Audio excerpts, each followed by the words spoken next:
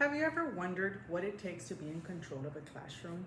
Hi, my name is Sonia Trevino, and I'm going to be talking about some of the strategies that can be used in order to have that comfortable classroom environment where the student feels motivated to come into your class and engage in the lesson, in a discussion, in an activity, things in that manner. So some of the things that you need to take into consideration is the importance that you, the teacher, have to build a relationship with the student. That's one of the most important things in order to have your classroom management, to have your lessons well played out, things in that manner. So what you have to do is, since day one, you set your rules, you set your expectations, and you treat each student with dignity and respect. What you set out on the table is what you will receive back on yourself. So when you treat that student with respect, with honesty, you ask them, you encourage them to engage in the lesson, to engage in the discussion, to express their own thoughts, and you listen, and you give them your positive feedback. Because everybody thinks differently, everybody has their own opinions.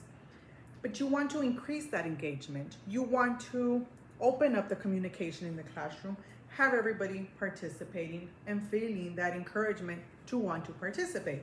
So some of the best practices in order to build that relationship and that rapport, again, respect. Respect goes a long way, and respect is everywhere, must be used everywhere. So your approach to the student. The students have to feel comfortable coming to the teacher, coming to the instructor, and opening up in whatever it has to do with the classroom. Even if you have to be their counselor because you have to listen to them, you have to be there for them. You're building that relationship. You're building that rapport with that student. You have to show them that you care, not only about the class, nor about your lesson, you care about your students. If you have 20, you have 30 individuals sitting in your classroom, you have to show that you care about those students. Always with a positive attitude and a positive mindset. Then you need to know the needs and the interests that the students are, especially if they're adult learners. It's very difficult with adult learners. Everybody has their minds, has their responsibilities. Everything's going everywhere, right?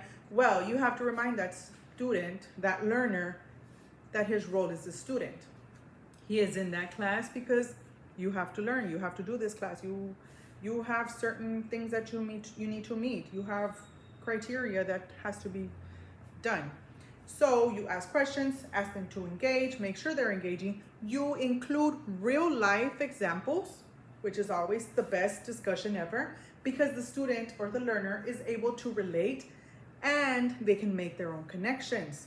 Gives them the opportunity to speak up about what they have learned, what connection they made there.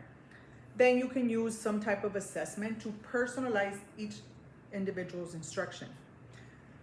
Things also that you need to address is the students' viewpoints. If the students' viewpoints are different than your own, of course, everybody thinks differently. Everybody is entitled to their own opinions, but you're the instructor. In my standing, I will approach the student in a respectful manner. Let them speak their mind, help them understand and see why is it important to them, what they need, and how those things impact their behavior. And then also consider their perspectives and their life experiences as well.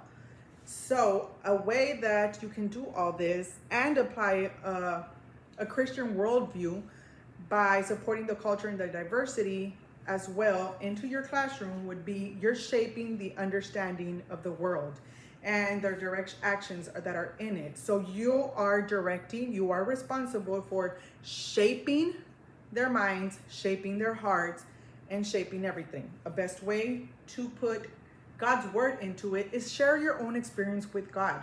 Share it with the students. Let them think about it, set the curiosity, provoke the thought, and encourage them to go out and explore the word of the Lord. Thank you. I hope you enjoyed it.